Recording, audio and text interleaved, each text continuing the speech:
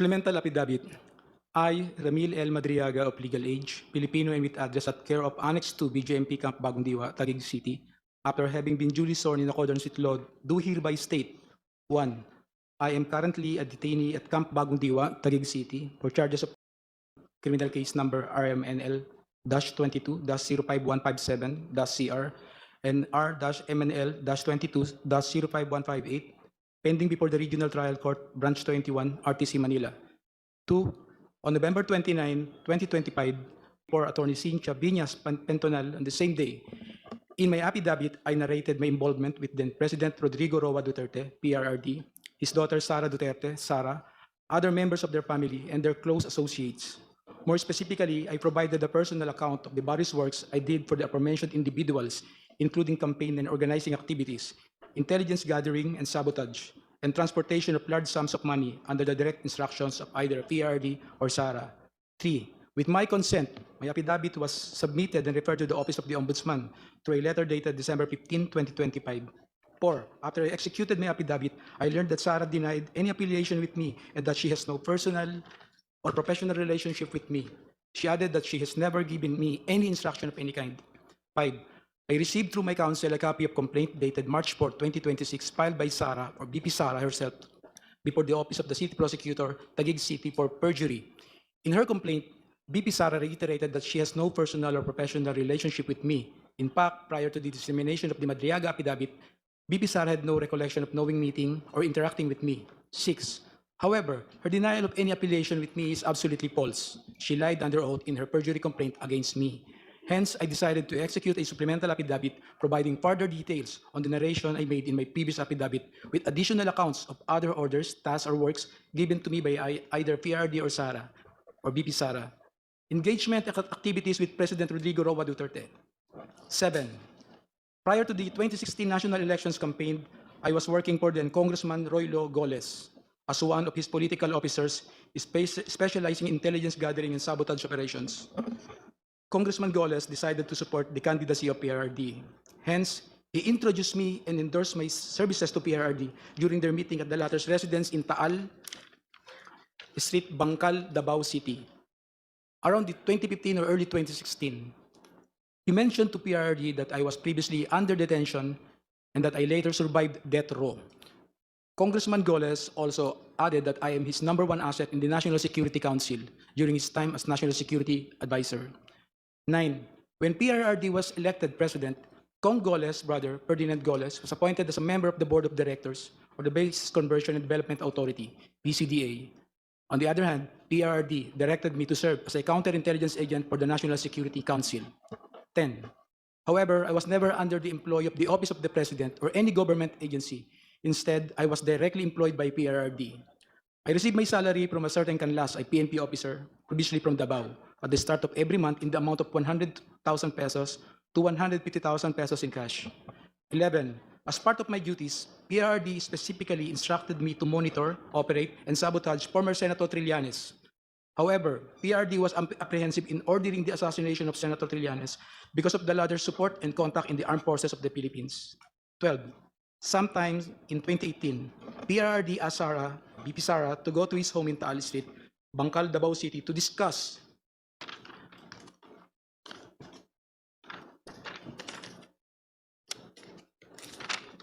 upcoming local elections in Davao City, where BP Sara was going to run for re-election as mayor. During this meeting, PRRD introduced me to Sara and told me, "Ram, ikaw na bahala kay Inday." Since then, I've frequently met and discussed with BP Sara, then Mayor Sara, regarding various matters. However, she gave me strict instructions that all conversations should be done as much as possible by call and minimize text messages. 13. Furthermore, PRRD also asked me to profile individuals associated with BP Sara, then again Mayor Sara, because she is his favorite among his children. PRRD wanted BP Sara in politics instead of Paulo Duterte Pulong and Sebastian Duterte Baste, who he characterized as baliw and bading, respectively. Number 14. Sometime in 2021, PRRD gave me 25 million to purchase high-end motorcycles for Sara's use while she is in Metro Manila and other ordinary motorcycles for our group operations. 15. Hence, I bought 2 2021 model Harley-Davidson motorcycles from a dealership in Green Hills, EDSA for around 2,500,000 pesos, inclusive of accessories, and around 2 million pesos exclusive accessories, respectively. Both Harley-Davidson motorcycles were placed under the name of my son. I also purchased two 2021 model Ducati motorcycles from a dealership in Katipunan, Quezon City for around 3,500,000 pesos and around 2,300,000 pesos, respectively. In addition, I also bought accessories for these Ducati motorcycles in the total amount of 500,000 pesos. Both the Ducati motorcycles were placed under my name. 17. Lastly, I also purchased 7 Yamaha NMAX motorcycles for the operation of Initiative for Social Justice Innovation and Progress Pilipinas, or ISIP Pilipinas. The remaining money was distributed to my colleagues in ISIP Pilipinas. 18. All purchases of these motorcycles, including the aforementioned accessories, were paid in cash using the money given to me by PRRD. Custom magnetic lifter transaction with Attorney Manscarpio. Sometime in 2017 or 2018, PRRD told me to assist the husband of Sarah, Attorney Manasseh Manscarpio, regarding a problem with the Bureau of Customs. However, no specific details were provided by PRRD. Thereafter, Attorney Mans called me. We later decided to meet in front of a coffee shop in Burgos Circle in Bonifacio Global City, Taguig City. During our conversation, he asked me to assist in facilitating the release of what he called construction equipment, which was plugged and confiscated by the Bureau of Customs. Attorney Mans gave me a contact person, a female lawyer, to coordinate with it regarding the BOC problem. After 2 days, I went to the BOC to meet the female lawyer to discuss the release of construction equipment. This time, I learned that the construction equipment was actually magnetic lifters. The same were confiscated because it contained a large amount of shabu. However, the female lawyer informed me that it was difficult to release the same because it was a hot item. 22. I reported this to Attorney Mans and we meet again in the same spot in BGC, Taguig City. This was the last time we met regarding the issue. Later, I learned that the content of the magnetic lifters is at least 500 kilograms of shabu worth 4.3 billion pesos were mysteriously missing. Dummy accounts and bank transactions of PRD. Despite only earning 100,000 pesos or to 150,000 pesos from my services to PRD, millions of pesos went through bank accounts opened for me by close associates of PRD. I admit that during PRD's term as president, I served as a dummy for the transfer of large amount of money. These transfers were made through bank accounts that were opened under my name, which include but are not limited to the following: China Bank, Legazpi Village, Makati City; China Bank, Main Makati City; China Bank near the power station at Ayala, Makati City; PNB Makati Metropolitan Avenue Branch, Makati City; an unknown bank in Pasig City, Siraymudo. If I may interrupt, Mr. Madriaga, COMSEC, kindly continue flashing on the screen the pages of the affidavit from where the resource person is reading. And kindly speak closer to the microphone, Mr. Madriaga, Opo, please. Madam Chair. Thank you. Please continue. 25. However, I've never personally opened these accounts or appeared before the said banks to process any application in relation thereto. These were opened by people close to PRRD, who informed me that money will be transferred to these accounts for intelligence operation and for laundering. I was later instructed to sign an entire checkbook where the amounts and pays are left blank. I agreed to this because at the time I had complete trust in PRD and his close associates. 26. On some occasions, PRD would call me to inform me that someone from the aforementioned bank would contact me to confirm a withdrawal or encashment of checks. There were also instances where PRD would instruct me to personally visit the said banks to pick up the money and bring it to Malacanang or to the designated individuals. I distinctly remember that PRD directed me on 3 separate occasions to pick up 100 million from a bank inside the mall in Lubao, Pampanga, which were all delivered to Malacanang. On another incident, I was informed by PRRD that the 2 land bank managers' check which were to be delivered to one of our safe houses in Eastwood, Quezon City, in the amounts of 84,200,000 pesos and 4,800,000 pesos, respectively, were issued under my name. Copies of the 2 land bank managers' checks are hereby attached as annexes A and A-1. 28. To prove the aforementioned allegations, I am willing to execute an affidavit, authorization, or any other document, and to perform all acts necessary for Committee on Justice of the House of Representatives or the courts to access the aforementioned bank accounts and all other bank accounts under my name. Term sharing and destabilization efforts. 29. Sometime in November 2021, PRD mentioned to me that Ferdinand Bongbong Marcos Jr. will run for the president while Sara will serve as his running mate. PRD added that a few months ago, BBM and Senator Amy Marcos visited him to discuss a possible alliance to the 2022 national elections. During this meeting, BBM was able to convince PRD to have Sara as BBM's vice president. However, they also agreed that by 2025, BBM will voluntarily step down to give way for a Sara presidency. After Sara took her oath as vice president, PRRD had a discussion with me, with retired generals of the Armed Forces of the Philippines, where I was also present regarding all the possible scenarios for unseating BBM by 2025. In case he reneged on his promise, the general objective was to ensure that PBBM will only serve less than 4 years of his term as president, so that Sara, upon assumption to the presidency, will still be eligible for the presidency in 2028. 31. I remember that one of the plans considered was to sabotage BBM's administration by using some of BBM's own men, either recommended by PRD for appointment or allied with the Dutertes, to reveal supposed corruption issues that will serve as a precursor for an impeachment for complaint. 32. In the event that BBM will not voluntarily step down or hand over the presidency to Sara, extraordinary measures of overthrowing BBM will be considered, which include assassination, mass resignation of government officials, civil disobedience, and even an armed assault of Malacanang Palace. It was also considered by PRD to arrange assassination or armed hits of several government officials in order to cause massive civil unrest. The resulting civil unrest will be used as basis to organize a group of military officers to stage a coup. 33. One of my assignments was to recruit civil groups, schools, clubs, fraternities, criminal groups, and syndicates. Inday Sara is my president, ISIP, 2022 national elections campaign. 34. In 2020, I was instructed by PRRD and Sara to help form a group to support Sara's candidacy for president in the 2022 national elections. Hence, I helped establish and register a non-profit corporation called Initiative for Social Justice Innovation and Progress, or ISIP Pilipinas, Incorporated. But to us supporters of Sara, ISIP actually stands for Inday Sara is my president. I helped establish ISIP together with some friends of BP Sara and alumni of San Sebastian College of Law, SSC Law, including Assistant Special Prosecutor Ryan Ray Kilala of the Office of the Ombudsman and his wife, Aurea Fortuna Kilala. A screenshot of one of ISIP's video conference meetings where Sara and Attorney Ryan were present is here to attach as Annex B. A photo of Attorney Reynold Bunsayak wearing an Inday Sara is my president is here to attach as Annex B-1. 35. I got close with Attorney Ryan, who was previously a professor of Sara and former associate dean of SSC Law. He shared with me that Sara was not particularly good in school, was often struggling with her academics, and habitually rude and violent to other students.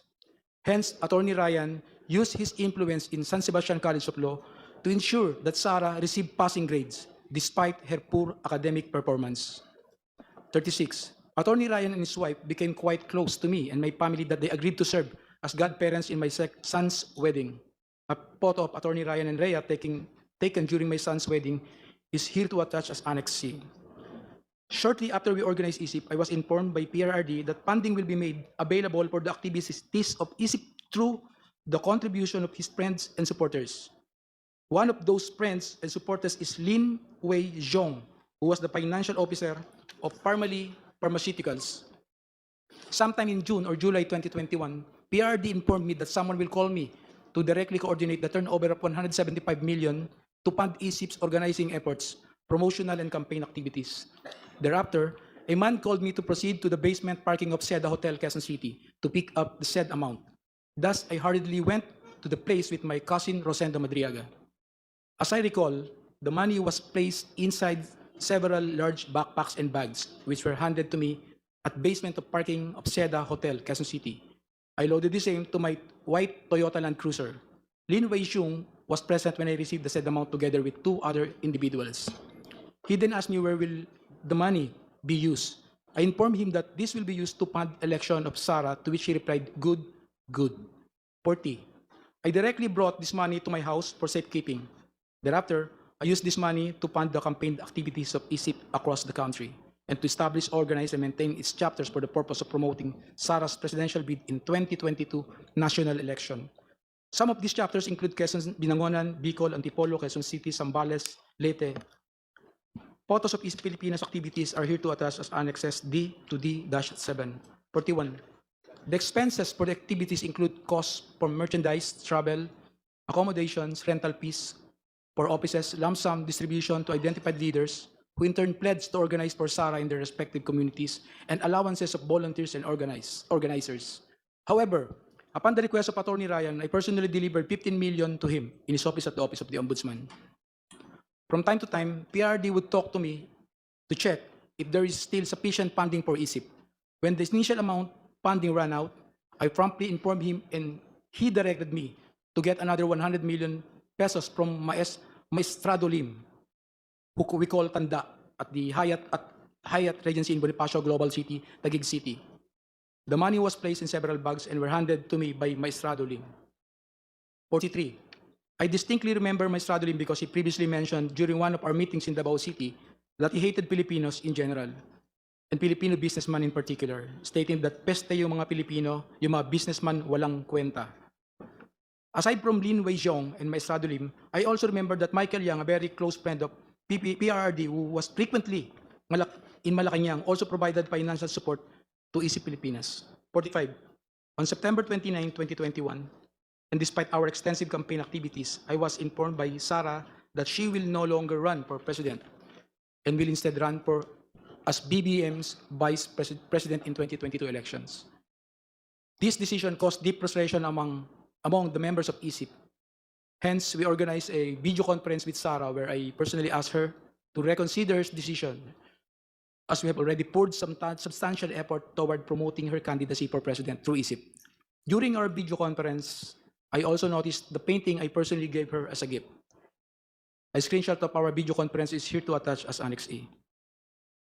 46. On the same day, I posted the screenshot of our video conference of my Facebook account with the caption, just telling her I cannot vote intelligently without her name on the ballot. Neither can go out and vote wisely unless the same Inday Sara Duterte Carpio appears as a candidate in the 2022 presidential race, ISIP Filipinas. A printout of the Facebook post dated September 29, 2021 is here to attach as Annex F. Mr. Madriaga, would you like to drink water first Yes, Your Honor. If I to may. give you some relief? This is quite a lengthy affidavit. Please provide him some water. Thank you po, Madam Chair.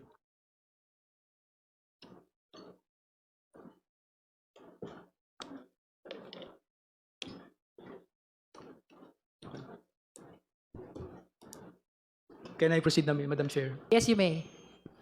46. On the same day, I posted the same screenshot of our video conference on my Facebook account with the caption, just telling her I cannot vote intelligently without her name on the ballot. Neither can go out and vote wisely unless the name Inday Sara Duterte Carpio appears as a candidate in the two presidential race, Filipinas. A printout of the Facebook post dated September 29, 2021 is here to attach. May I know what's happening to you, Mr. Madriaga? You seem to be crying. Are you crying? I just remember one moment. Are you crying? You are nearly crying. May I just put it on record that while reading these portions of the affidavit, the resource person, Ramil Madriaga, is breaking into tears. Can we go back to where you felt frustrated and you're nearly crying? Which part of your affidavit is that? Can we go back to that? Number 46 po, Madam Chair. Number 46. Let's go back to number 46. Okay, you may read from 46, Mr. Madriaga. On the same day, I posted the screenshot of our video conference on my Facebook account with the caption just telling her I cannot vote intelligently without her name on the ballot. Neither can go out and vote wisely unless the name Inday Sara Duterte Carpio appears as a candidate in the 2022 presidential race. Would you like 47. to say something about why you are crying on this part of the affidavit? Hindi naman, malungkot lang po. Malungkot. Okay, please proceed.